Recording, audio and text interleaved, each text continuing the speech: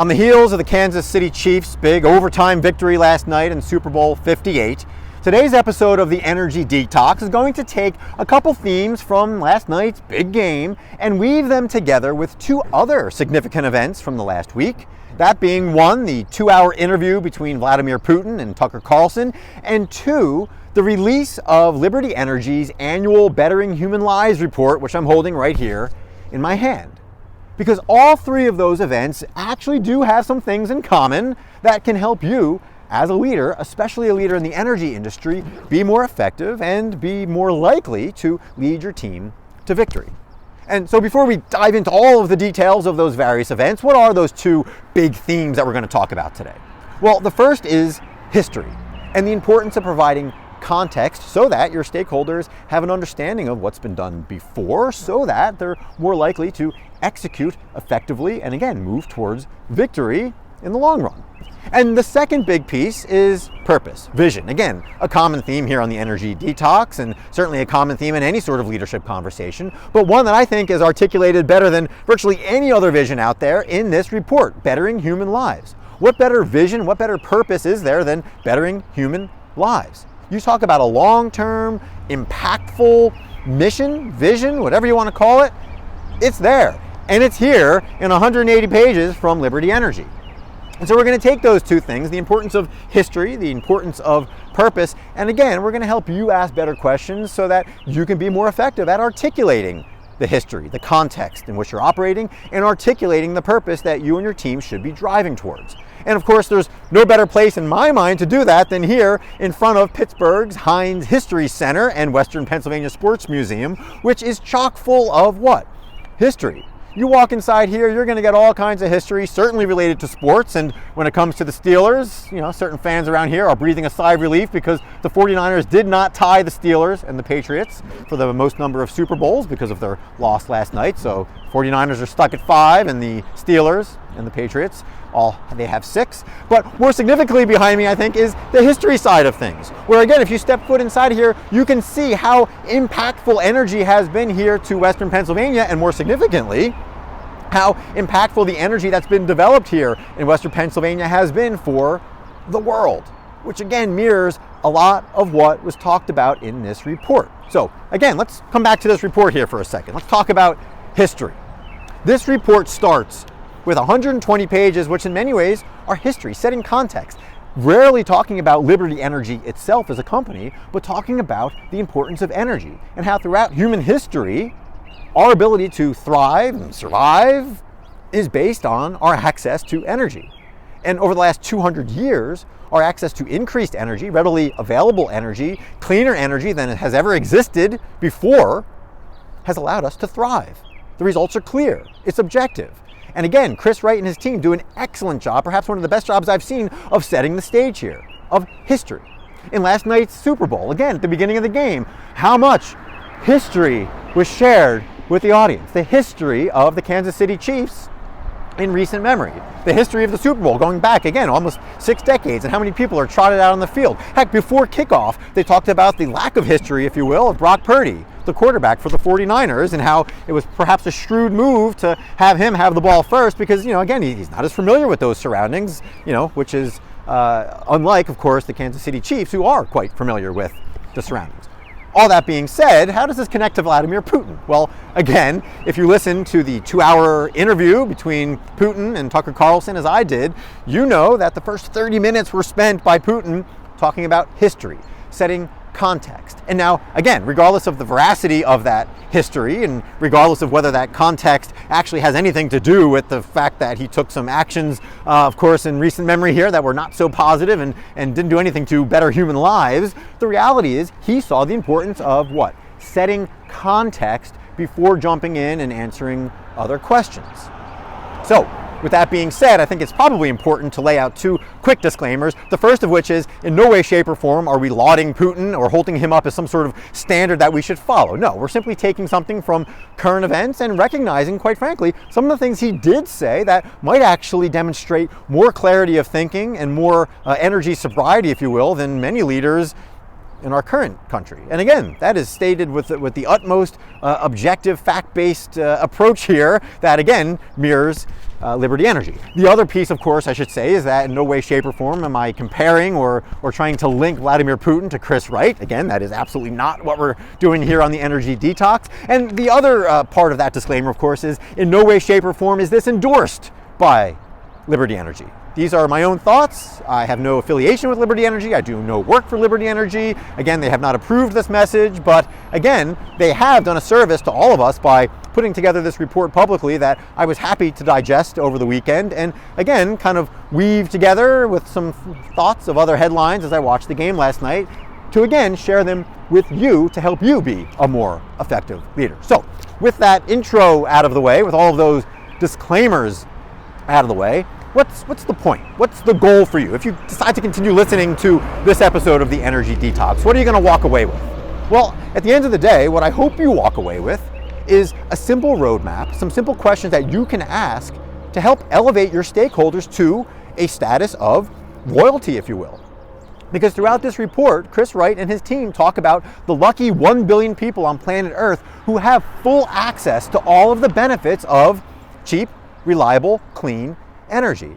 There's about 1 billion people on the planet who, again, they call in sort of a level 1 in terms of their access to energy, who again are able to live longer, more fulfilling, more creative lives, if you will, because of their access to energy, unlike the other 7 billion people on the planet who don't have the same level of access, again, to varying degrees, which you can read about more in this report.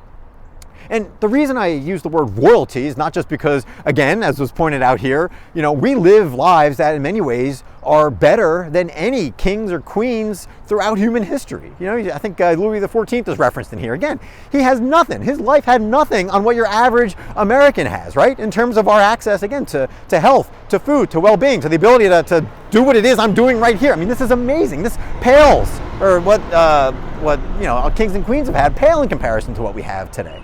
The other reason I mention royalty is because, again, thinking about the fact that 1 out of 8 billion people have this level of access, this amazing level of access to energy and all the benefits. You think about 1/8, right? Well, in the oil and gas industry, what is typically 1/8? What do you think about when you hear 1/8? Well, you think about royalties, right?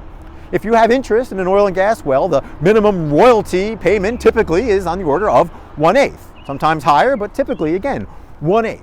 So again, the goal for you and for your team and for your company, for your stakeholders, is to elevate them to royalty. Again, move them into that magic 1/8, the lucky 1 billion people, Chris Wright says, or again, the golden 1 billion, which was referenced by Vladimir Putin last week with Tucker Carlson. So all that being said, that's the goal. How do you elevate your stakeholders, which again is essentially the goal of this report, bettering human lives? Well, again, it starts with history. It starts with providing context. Because if there's one mistake that I see quite regularly with the people that I work with and the companies that I work with, it's that we want to reinvent the wheel, right? We want to, in essence, and often unwittingly, snatch defeat from the jaws of victory.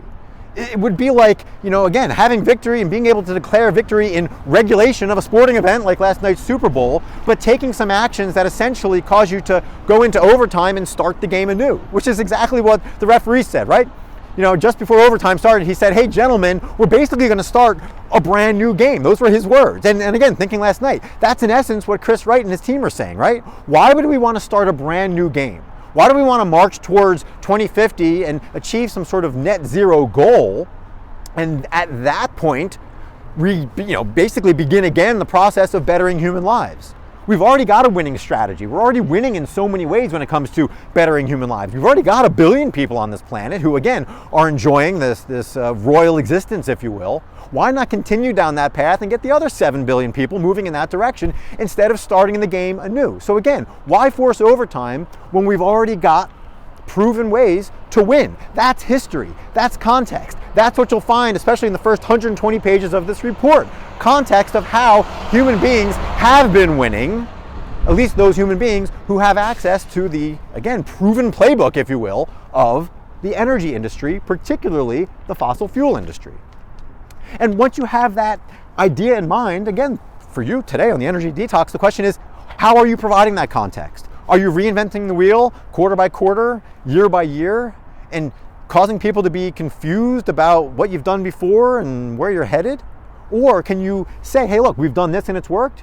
We've done this and it hasn't worked. Let's build on the things that have worked that allow us to, again, be more creative and innovative and find new ways of doing things, not start from scratch, not move backwards, which again is largely what is described here when it comes to so many leaders in our world, so many government leaders who are well-intentioned. We'll give them the benefit of the doubt, but unfortunately don't place as much emphasis on what has already been done to achieve so many victories over the last 200 years when it comes to energy. That being said, once you have that context, once you have that history in mind, now you can better articulate your mission, your vision, your purpose, which we said at the outset is perhaps not articulated anywhere any better than the idea of bettering human lives. And so I'm not going to beat that idea to death. Again, go ahead and read it. It's clear. But the question for you is, can you articulate your specific mission as a leader? Can you articulate your vision as a team and as a company? Again, a very common topic here on the Energy Detox, but one that bears repeating. Because when it comes back again to football, victory is the goal, right? Whether you were the 49ers or whether you were the Chiefs, your goal was victory. There's so many distractions when it comes to the Super Bowl, of course, but none of them matter at the end of the day for those players other than winning. Winning is their goal. Winning is their mission. But for so many companies, for so many individuals, for so many teams, there's so many things that really don't matter at the end of the day. Again, from a macro standpoint, there's a lot of things that we are doing that don't really matter, that don't move us closer to ultimate victory, which is bettering human lives. So what can you do? What should you do? Take the time right now, and if you don't have a simple headline that your team can use as a filter, craft one. Reach out to somebody else. Brainstorm, come up with something, come up with a draft that you want them moving towards. Because again, if you don't do that, you're not going to be successful. You're going to get distracted. You're going to get caught up again in Travis Kelce and the distractions of Taylor Swift, and I guess you could argue that they're royalty of some sort. But again, at the end of the day, none of those things matter to anybody on either team other than victory. And again, if you're here in Pittsburgh, as you said before, you're probably happy that victory came to the Chiefs and not to the 49ers, because again, the 49ers are stuck at 5 Super Bowls and have not tied the Steelers and the Patriots for 6 Super Bowls. Anyway, that being said, and kind of moving to conclusion here, the challenge for you is to embrace in many ways the brain of Chris Wright. Because in listening to Vladimir Putin, again, somewhere in the middle of the interview, prompted by Tucker Carlson talking about, and again, I have the quote here, Tucker Carlson says, maybe the world is breaking into 2 hemispheres, one with cheap energy, the other without it. And what was interesting is that Vladimir Putin then says, yes, he talks about, you said the world is breaking into 2 hemispheres. A human brain is divided into 2 hemispheres. One is responsible for one type of activities. The other is about, more creativity and so on. But it is still one and the same head. The world should be a single whole. Security should be shared rather than meant for the golden billion. And again, going back to our disclaimer from before, this is not to give credit to Vladimir Putin, but it is to say that in some ways, it's as if he has more energy sobriety than so many leaders on this planet. He recognizes that we need to balance the left brain, that again is logical and likes facts and likes things orderly and likes to keep things simple. And the right brain, which is meant to look at the whole picture and tie things together. And again, I think Chris Wright does this better than probably most human beings on the planet. He's incredibly intelligent. Clearly, he thinks like an engineer in so many ways. But at the end of the day, is there any other leader out there who's able to articulate the big picture better than Chris Wright and better than this report? And again, in my humble opinion, the answer is no. So do yourself a favor, download this report, read it, digest it, and then go ahead and ask yourself how it relates to you, to your team, to your personal mission, and to your ability to provide real, important context that ties to your mission so that you can get people moving towards victory.